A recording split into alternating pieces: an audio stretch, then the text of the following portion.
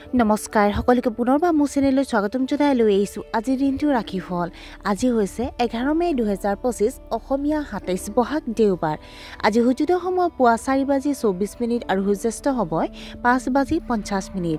আজি হৈছে চতুৰ্দশী তিথি আৰু শুক্লপক্ষ। আজিৰ দিনটোৰ প্ৰথম ৰাশি হ'ল মেঘ ৰাশি। আপুনি হয়তো নতুন কাম এটা পৰিকল্পনা কৰিব পাৰে। আপোনাৰ ওপৰত কৰ্মৰ চাপ বাঢ়িব। আপুনি ব্যৱসায়ৰ প্ৰতি আগ্ৰহী হ'ব। জীৱন সংগীৰ ওপৰত বিশ্বাস বজাই ৰাখক। আপুনি হয়তো ছুটিৰ পৰিকল্পনা কৰিব পাৰে।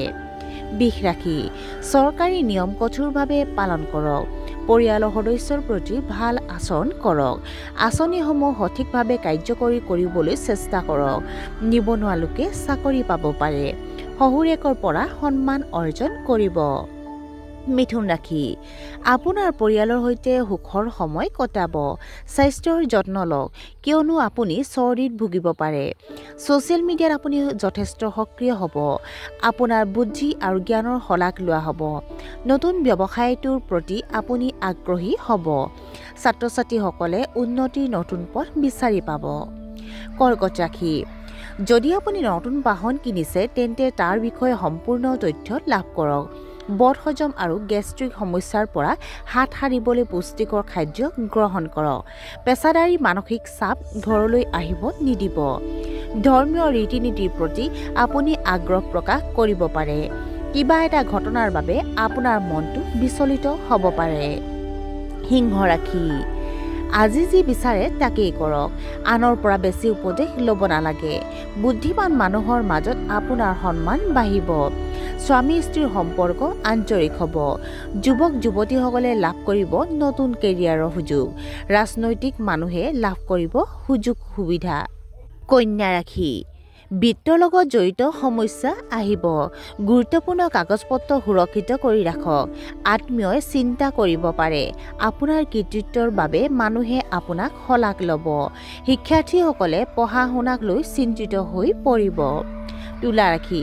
আপোনাৰ সকলো কাম সময়মতে সম্পূৰ্ণ হ'ব। সমাজত আপোনাৰ কৰ্তৃত্ব আৰু ধন সম্পত্তি বৃদ্ধি পাব। আপুনি ঋণ দিয়া টকাখিনি ঘূৰাই পাব পাৰে। কমিছন সম্পৰ্কীয় কামৰ পৰা আপুনি সুবিধা লাভ কৰিব। আপুনি হয়তো পেণ্ডিং টকাখিনি পাব। বৃশ্চিক ৰাশি। ৰাজহুৱা স্থানলৈ যোৱাৰ পৰা বিৰত থাকক। পৰিয়ালৰ কোনো সদস্যক লৈ আপুনি চিন্তিত হ'ব। বেয়া খাদ্যাভ্যাসৰ বাবে আপোনাৰ স্বাস্থ্যৰ অৱনতি ঘটিব পাৰে। আপুনি হয়তো ভৱিষ্যতক লৈ চিন্তিত হৈ পৰিছে।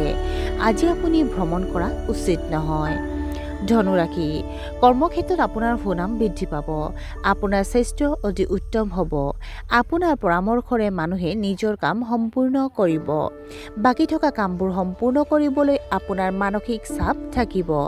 হঠাৎ পুৰণি বন্ধু বান্ধৱীক লগ পোৱাৰ সুযোগ পাব। মকৰ ৰাশি। আপুনি হয়তো আজি বহু সময় ফোনত কটাব। অভিভাৱকসকলে আপোনাৰ মনোবল বৃদ্ধি কৰিব আৰু কিছুমান গুৰুত্বপূৰ্ণ বিষয়ত আপোনাৰ মতামত বিচাৰিব। আগতে কৰা কষ্টৰ সুবিধা আপুনি পাব। আপুনি হয়তো আটাইতকৈ প্ৰত্যাশিত কামবোৰত সফলতা লাভ কৰিব। আপোনাৰ গুৰুত্বপূৰ্ণ কামবোৰ সময়মতে সম্পূৰ্ণ হ'ব। কুম্ভ ৰাশি। নিজৰ মনোভাৱ ইতিবাচক কৰি ৰাখক। আপোনাৰ সকলো কামতে সফল হ'ব। জীৱনসংগীৰ প্ৰতি দিয়া গুৰুত্বপূৰ্ণ প্ৰতিশ্ৰুতি পূৰণ কৰক। আপুনি হয়তো আজিয়ে আপোনাৰ পুৰণি ঋণ প্ৰতিশোধ কৰিব। কাকো অনাকাংক্ষিত পৰামৰ্শ দিয়াৰ পৰা বিৰত থাকক। আপুনি হয়তো আপোনাৰ দেউতাকক লৈ চিন্তাত পৰিব। আৰু আজিৰ দিনটোৰ শেষৰ ৰাশিটো হ'ল মীন ৰাশি। দৈনন্দিন কাম কাজৰ প্ৰতি অসাৱধান নহ'ব। ঘৰত অকলশৰীয়া আৰু বিৰক্ত অনুভৱ কৰিব পাৰে। মানসিক উদাসীনতাৰ বাবে আপুনি বিচলিত হ'ব পাৰে। বেছিকৈ দৌৰাদৌৰি কৰাৰ বাবে ভৰি দুখন বিষ হ'ব পাৰে। নেতিবাচক মানুহৰ সংগীৰ পৰা আঁতৰি থাকক। আৰু আজিৰ দিনটো ৰাশিফল ইমানতে অন্ত পৰিছে। আশা কৰোঁ আপোনালোক প্ৰত্যেকৰ আজিৰ দিনটো সুন্দৰ হওক। ধন্যবাদ।